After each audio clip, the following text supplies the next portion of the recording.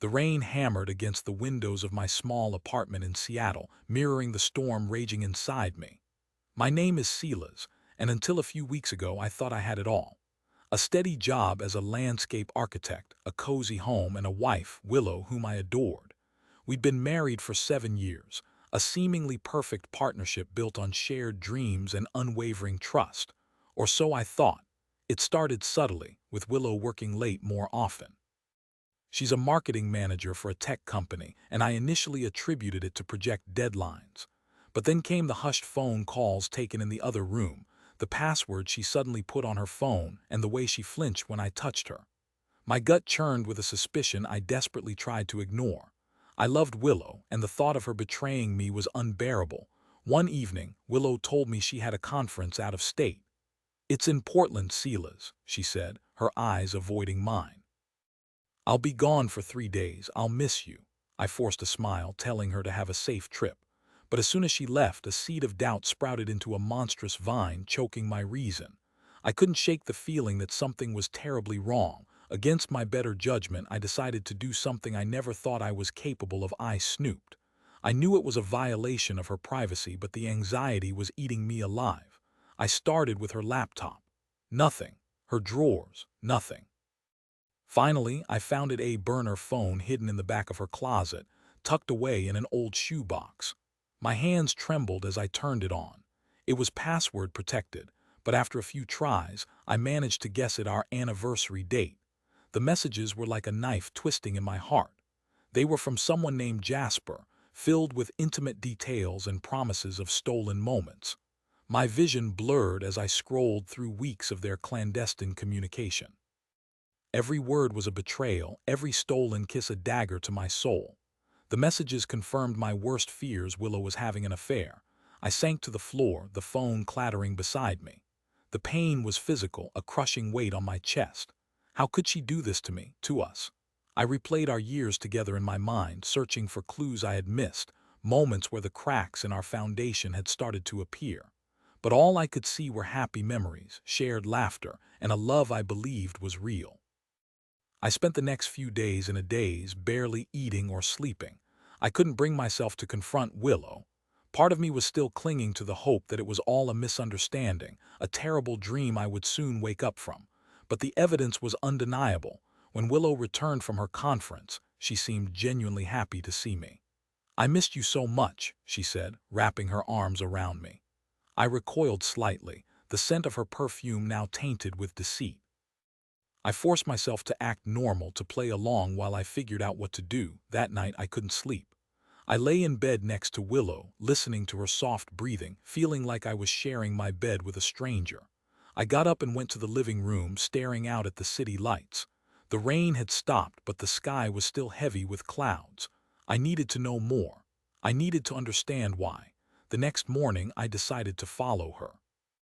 I know it sounds like something out of a bad movie, but I couldn't think of any other way to get the truth. I took a day off work and waited for Willow to leave. She kissed me goodbye, a perfunctory peck on the cheek, and headed out the door. I gave her a few minutes head start and then followed in my car. She drove to a coffee shop downtown, a place we used to frequent together. I parked across the street and watched as she waited, tapping her foot impatiently. A few minutes later, Jasper arrived. He was tall and handsome, with a confident swagger that made my blood boil. They embraced, a long, lingering hug that confirmed everything I had suspected. They went inside, and I sat there, paralyzed by anger and disbelief. I waited for them to leave, my hands clenched into fists. When they finally emerged, they were holding hands, laughing. I couldn't take it anymore. I started my car and drove towards them, my foot pressing harder on the accelerator. I didn't know what I was going to do, but I knew I couldn't let them walk away without confronting them. I screeched to a halt in front of them, blocking their path. They both jumped back in surprise. Willow's face paled when she saw me. "Silas, what are you doing here?" she stammered. "I think you know exactly what I'm doing here, Willow," I said, my voice trembling with rage. "I know about Jasper. I know about everything." Jasper stepped forward, his eyes narrowed. "Who are you?" asked, his voice laced with arrogance. "I'm her husband," I said, my gaze fixed on Willow. "Or at least I was until you came along." Willow started to cry. Silas, please let me explain, she pleaded. Explain what, Willow? Explain how you could betray me like this. Explain how you could lie to my face for weeks, I yelled, my voice cracking. There's nothing to explain. I saw the messages. I saw you two together. The truth is right here in front of me. Jasper put his arm around Willow, pulling her closer. Look, buddy, I don't know what's going on here, but maybe you should just calm down, he said, his tone condescending. That was it. Something inside me snapped. I lunged at Jasper, grabbing him by the collar and throwing him against the wall. He stumbled, his eyes wide with shock. Willow screamed, trying to pull me off him. Get away from him, Silas, she shouted. He's the one who needs to get away, Willow, I roared. He's the one who ruined our lives. I landed a punch on Jasper's jaw and he fell to the ground. Willow rushed to his side, cradling his head in her lap.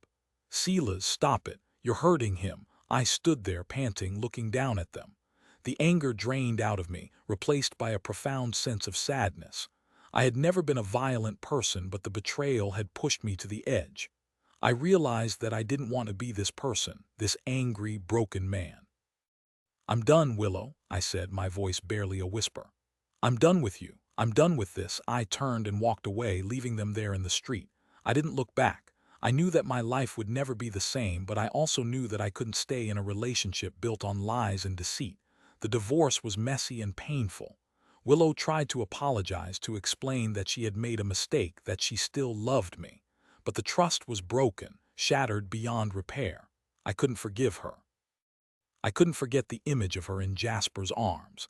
As I moved on with my life, I focused on healing and rebuilding.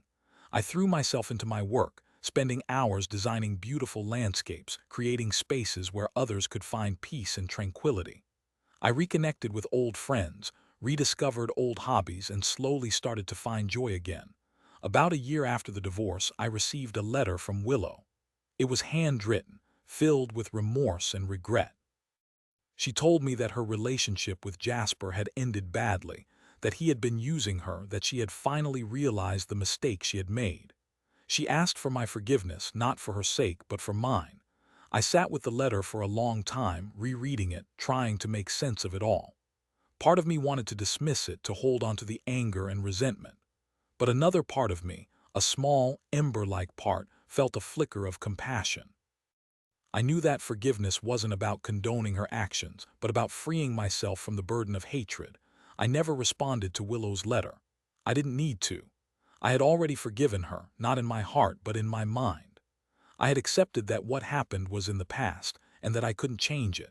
All I could do was move forward, with strength, resilience, and a newfound appreciation for the importance of honesty and trust in any relationship. 2 years later, I met someone new, a kind, intelligent woman named Paisley who shared my values and understood my past. We built a relationship on a foundation of openness and honesty, and I finally felt like I could trust again. Life isn't always easy, and betrayal can leave deep scars, but it's also an opportunity for growth, for self-discovery, and for finding true love again. One sunny afternoon, I was working on a new landscape design for a park in downtown Seattle. As I sketched out the plans, I saw a familiar figure walking towards me. It was Jasper. He looked different, worn down and defeated. He stopped in front of me, his eyes filled with shame. "Silas," he said, his voice barely audible. "I know I don't deserve it, but I wanted to apologize for everything, for what I did to you and Willow. I was selfish and arrogant, and I hurt a lot of people. I've lost everything because of it. My job, my reputation, everything." I looked at him, surprised by his sincerity. I had imagined this moment 100 times, fantasizing about revenge and retribution. But now that it was actually happening, I felt nothing but pity. "I appreciate the apology, Jasper," I said, my voice calm and even. "But it doesn't change anything. What's done is done. I hope you can find a way to learn from your mistakes and become a better person." He nodded, his eyes welling up with tears. "Thank you, Silas," he said. "That means a lot." He turned and walked away, disappearing into the crowd. I watched him go, feeling a sense of closure I hadn't expected. The past was finally behind me. I had survived the betrayal, found love again, and learned the true meaning of forgiveness. And as I returned to my work, I knew that my future was bright, filled with hope and endless possibilities. Years passed. I built a successful landscape architecture business, married Paisley, and we had two beautiful children. One day I received an unexpected call. It was Willow's sister, Mays. She told me Willow was very ill and wanted to see me. I hesitated, the memories of the past flooding back. But Mays pleaded with me, saying Willow had never stopped regretting her actions and that seeing me would bring her peace. After talking it over with Paisley, I agreed to visit. Willow was frail and weak, lying in a hospital bed. Her once vibrant eyes were now clouded with pain and regret. When she saw me, a faint smile touched her lips. "Silas," she whispered, her voice raspy. "Thank you for coming." I sat beside her, taking her hand in mine. It felt strange, holding her hand after all these years, after all the pain and betrayal. "How are you, Willow?" I asked gently. "I'm not going to make it, Silas," she said, her voice weak. "I know I don't deserve your forgiveness, but I want you to know that I'm truly sorry for what I did. I ruined our lives, and I've regretted it every day since." Tears streamed down her face, and I squeezed her hand tighter. "I know, Willow," I said softly. "I forgive you." She closed her eyes, a look of peace washing over her face. "Thank you, Silas," she whispered. "Thank you." I stayed with her for a while, talking about old memories, remembering the happy times we had shared. As I left the hospital, I felt a sense of closure, a final release from the pain of the past. Willow passed away a few days later. I attended her funeral, paying my respects to a woman who had once been the love of my life.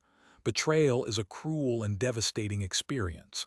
It can shatter your trust, break your heart, and leave you feeling lost and alone. But it doesn't have to define you. It's possible to heal, to forgive, and to find love again. It takes time, strength, and resilience, but it's worth it. Because in the end, the only way to truly move forward is to let go of the past and embrace the future with hope and an open heart.